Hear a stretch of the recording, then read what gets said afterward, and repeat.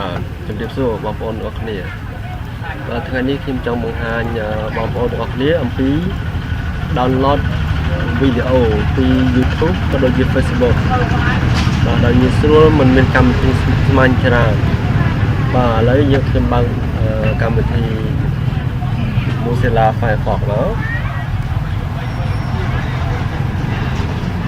បាទបន្តមកទៀតបងប្អូននឹងឃើញសញ្ញាមួយនេះបាទបើសិនជាបងប្អូនតម្លើងកម្មវិធីរួចបងប្អូននឹងឃើញសញ្ញានេះ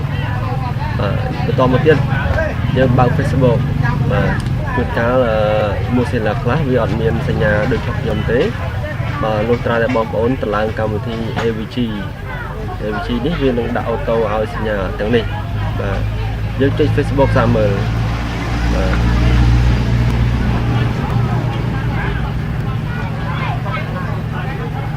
ាទសេវាដើររៀងយឺតបន្តិចដោយសារខ្ញុំកំពុងតែ download បាទនេះសញ្ញានេះគឺបានន័យថាកំពុងតែ download ហើយបងប្អូនបាទឥឡូវយើងចាំមើលវីដេអូបាទនេះជារូបភាពទេបាទខ្ញុំបង្ហាញបងប្អូនទាំងអស់គ្នាវីដេអូនេះមួយបាទខ្ញុំរកវីដេអូណាដែលខ្លីបំផុតបាទ2នាទីជាងរកតែ1នាទី5នាទី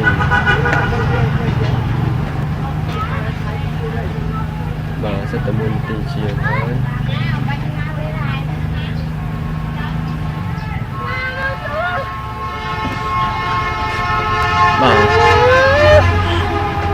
បាទនេះ1នាទី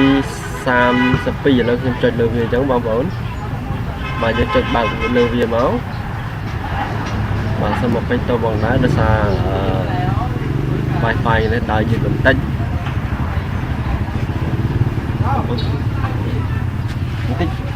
ប៉ានេះតែមករឿងបាទកាលណាយើងបើកអញ្ចឹងយើងចុចលើសញ្ញាវានេះហើយបងប្អូនចុចតាម Facebook ទៅមកបាទហើយបងប្អូន save នៅលើ desktop ឬក៏កន្លែងណាមួយទៅ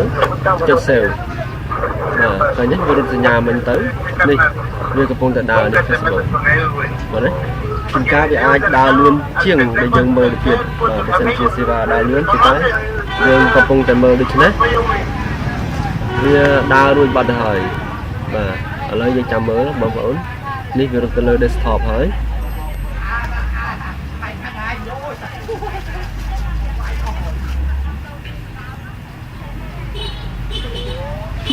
បាទរួចរាល់ហើយអញ្ចឹងកម្មវិធីហ្នឹងមានឈ្មោះថាកម្មវិធី Flash វីដេអូបងប្អូនមើលក្នុងនេះបងប្អូនដាក់មានដូចខ្ញុំចឹងមកចុចលើ tool យកពាក្យ add on នេះ